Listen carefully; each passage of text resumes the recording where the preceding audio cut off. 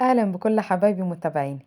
عاملة معاكم النهاردة حاجة حلوة جدا وخفيفة جدا وسهلة قوي ومش مكلفة خالص عن الوصفة الأصلية.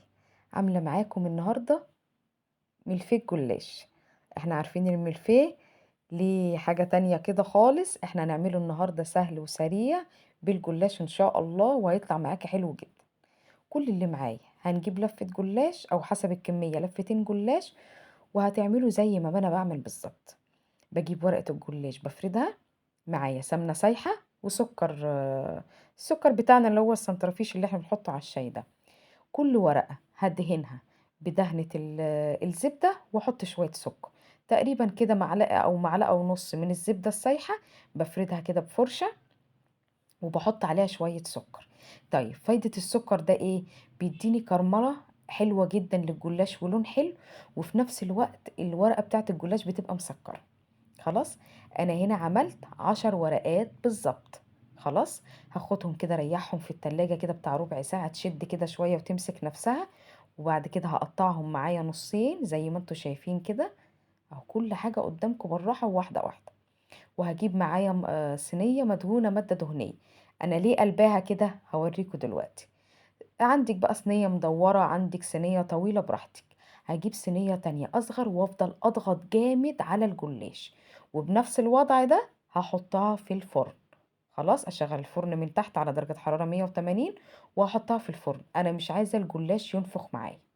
خلاص، نسيبها بقى في الفرن تتحمّر، ونيجي نعمل بقى هنا الكريمة بتاعتنا. معايا كوباية كريم باستري ونُص كوباية كريم شانتيه، حطيت عليهم نُص كوباية لبن مثلّج. هافضل أضرب فيها بقى كده لحد ما القوام بتاعها يعلى، ويبقى زي ما أنتم شايفين كده بالضبط. كيس تلاجة نضيف أو قمع اللي موجود عندِك. هاملاه كده بالكريمة بتاعتي وافتحه بالمقص. هنا خلاص خلصت كل كمية الجلاش دول، عملوا معايا لفتين جلاش.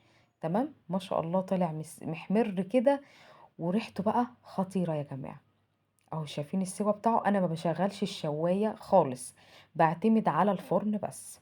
خلاص، بجيب بقى كل قطعة كده من اللي انا مقطعاهم بحط عليها الكريمة. تمام، وباسويها بقى كده بسباتيلا بسكينة مبططة عندِك. ساوي الدنيا كده، عايزة الجلاش كله يتغلف بالكريمة بتاعتي. أهو، وأجيب طبقة تانية من الجلاش وأحطها. أهو أنا باعمل طبعًا طبقتين معاكم عشان إيه أنجز في الوقت، باشغّلها في قطعتين يعني. خلاص، وهاحط كريمة تاني.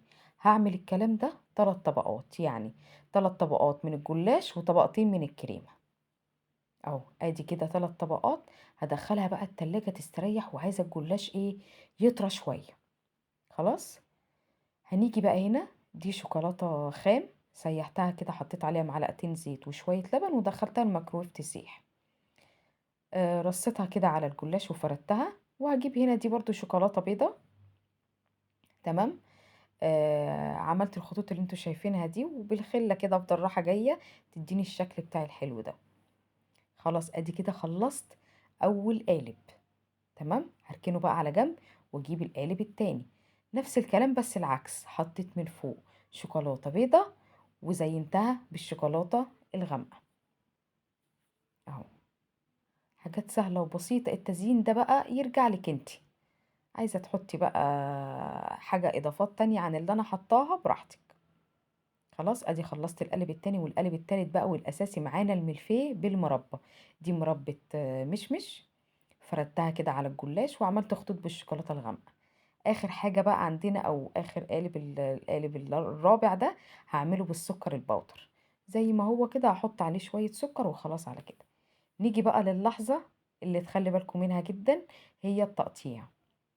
أنا باجيب هنا معايا كوباية سخنة فيها مَيّة دافية، والسكينة تكون السكينة بتاعتِك مشرشرة، وتقطّعي بالراحة جدًا بعد ما جبت، وده شكلها النهائي.